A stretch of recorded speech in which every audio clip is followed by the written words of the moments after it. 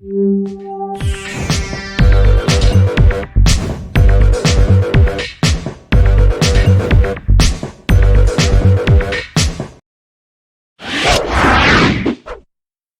everyone! Welcome to Divis PH Academy. I am Coach Karim. Kapag first time mo lamang sa aming YouTube channel, isubscribe, click the notification bell para makareceive ka ng mga updated trainings, tips about VA and freelancing. Let's get started. Lesson 1, niche that you can choose for virtual assistant and freelancing. Sa pag-uusapan natin ngayon, ang iba't ibang niche or top 5 niche na pagpipilian mo. Second is to build your confidence on the niche that you will choose based on your capabilities and skills. Third one is to test your knowledge about niche or niches or niche. Or find your current skill that is matched on your niche that you will choose. Why it's important for us to know? Because nowadays, napaka-in-demand ng online job. At kung na experience ko dati, sabi ko, kahit anong trabaho, basta online job, basta may trabaho. So, nagpasa ako ng mga resume sa iba't ibang platform, kung ano-ano, pinasahan ko. At the end, walang nangyari. Kasi wala akong target. In this lesson, tuturuan ko kayo kung paano magkaroon ng target niche at industry based sa interests, sa skills, at experiences mo. So, pag-usapan muna natin yung niche. Ito yung maraming definition ng niche, pero pinili ko yung madaling maintindihan. So, yung niche is a job or position that is very suitable for someone, especially one that they like. Katulad na lamang, ayaw mo ng customer service, ayaw mo magsalita, pero nag-apply ka as a cold calling specialist. So, tingin mo ba magiging effective ka sa niche na yun kung hindi mo talaga gusto yun, napilitan ka lang kasi kailangan mo ng trabaho? I don't say na masama yun, pero syempre, since we're working at home, gusto nating masaya tayo, komportable tayo sa ating ginagawa. So, dito, i-discuss ko lamang yung top 5 niche for VAs and freelancers. Marami pang ibang niche, pero ito kasi most commonly available online.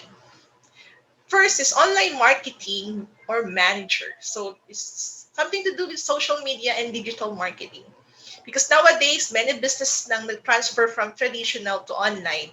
Kasi kapag may online presence sila, mas maraming chance na magkaroon sila ng customer. And they need someone like you na mag-build ang kanilang business online. Okay? The second one is the multimedia specialist. Dito papasok ang mga graphic designer, web developer or web designer, podcast, image or video editing. Dito, karamihan tayo freelancing job, project-based. Marami rin kasi kailangan ito dahil nga, like what I mentioned, most of the businesses are online. At sabi nga, if your business is not online, mamamatay ang business mo. That's why small business owner or even companies are need of people na magaling sa multimedia. The third one is the online researcher. Example nito yung mga lead generation specialist, researcher.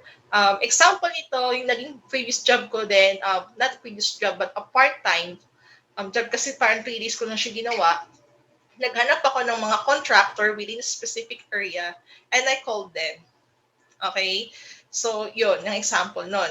And then other example ng online researcher, if you're, merong akong kaibigan na ang kanyang boss ay isang researcher and he asked them to find some details online na magagamit niya sa research niya. Okay. Fourth one, admin virtual assistant. So, kung iaano natin sa term natin, ito yung mga administrative assistant or clerk, yung mga office clerk kung sa opisina. Pero this time is online. Ko yung magmamanage ng schedule, ng billing, ng invoice. You will do accounting, making and receiving calls, managing their emails, coordinating travels, etc. Ito rin sa kailangan ito ng mga CEO kasi they need someone who will fix everything for them para mas madali ang kanilang buhay at kanilang business. And the fifth one is customer care virtual assistant. Dito papasok yung mga customer care representative, email marketing or email marketers. Dito rin papasok yung mga live chat support. Karamihan ito nasa ano to, mga BPO na nag-home base. Pero may mga iilan din na talagang home base, purely home base sila. Okay? So these are the 5 niche that you can choose that is, commonly available on our different platform. So we already know what's niche. So let's have business industry. So these are the industry on classified under specialties which are based on goods and services they provide. So based on the good and services they provide. Example nito, real estate, e-commerce, transportation, telecommunication, education, medicine, food production, and cosmetic. So sa industry na pinili ko, I choose real estate. And kasi real estate kasi ito yung mas marami siya sa US. Isa siya sa mga parang malaking nag-grow na business bukod sa e-commerce. Okay? Then next, and niche market. So ito yung niche. Pag sinabi kasi natin real estate, napakalawak niyan. Maraming real estate professional or real estate business owner. Pag niche market, ito yung segment of a larger market or a larger industry that can be defined based on their preference, their needs, or identity. So example, I'm gonna show you a chart. So real estate nga yung niche, yung industry na napili ko. Pero under real estate, may iba't ibang niche market. So there are realtor or real estate agent, the real estate investor, broker, and property manager. So between real estate, nakapag-work na ako sa real estate investor and property manager. But sa business na handle ko ngayon, we assist all of them.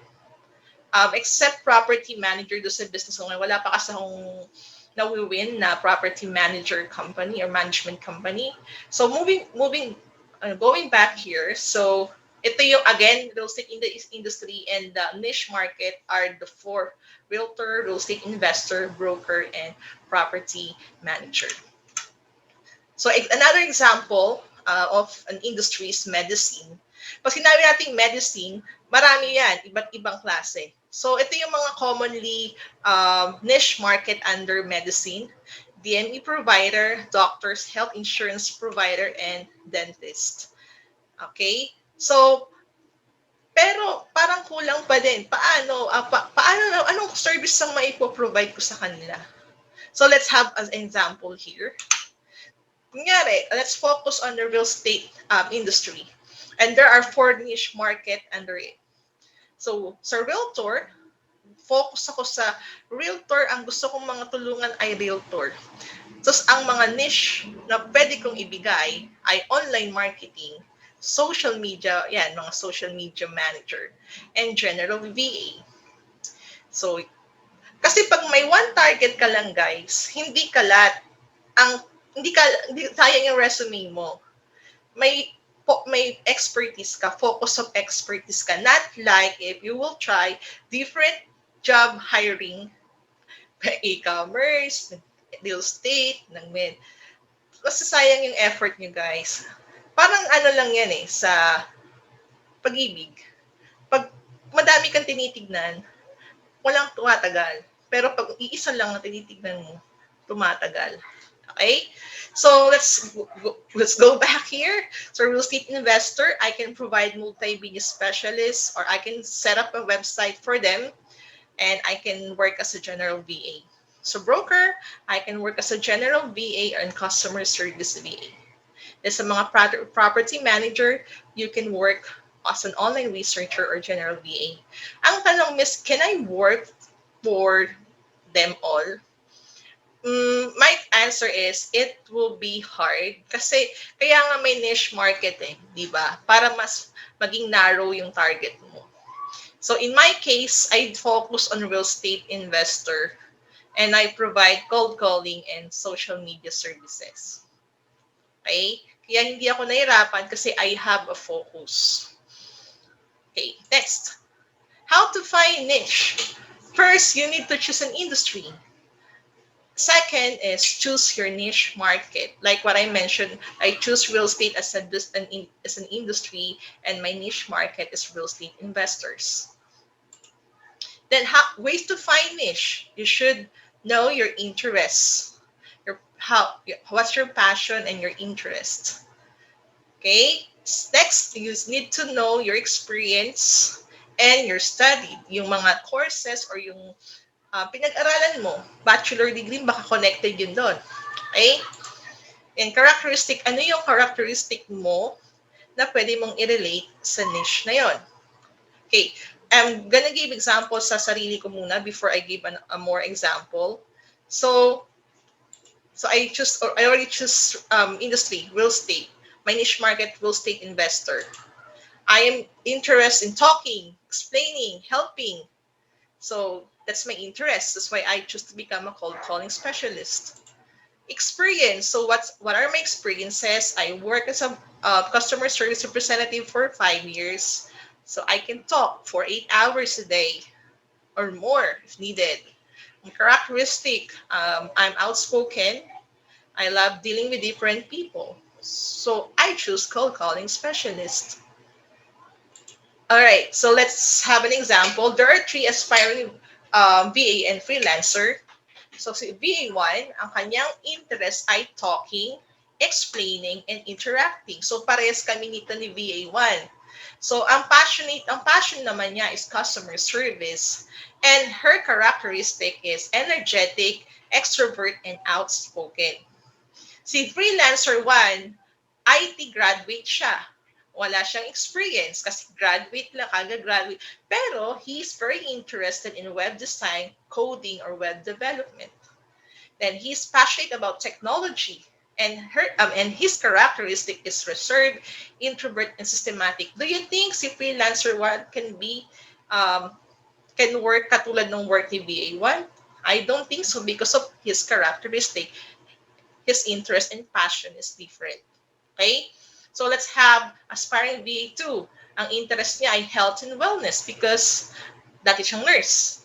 Ang napili niyang industry or yung passion niya is medicine. And her characteristic is strategic, adaptive, and multitasking. Magaling sa multitasking. So let's have the answer here.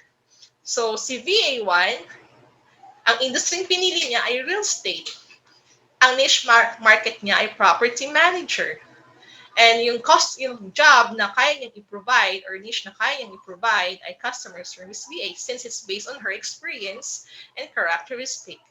So the freelancer 1, he chose e-commerce and the niche market is online store owner. And his job is to develop a website for the online store owner. And si VA2, since ang former nurse siya, pipiliin niya medicine. Ang kanyang niche market ay doctor and he will work as a general VA or medical virtual assistant. So, sana naging clear sa inyo. Again, huwag tayong apply basta may trabaho kasi nasasayang kung effort natin at lalong tumatagal ang ating paghahanap ng trabaho kung wala tayong target. So, if you have question, comment down below. I'm gonna provide a comment. I'll be the one who responds. If you love the video, please like, share, and subscribe. You can also join in our group, Work From Home Professional Philippines. Thank you so much. Have a wonderful night.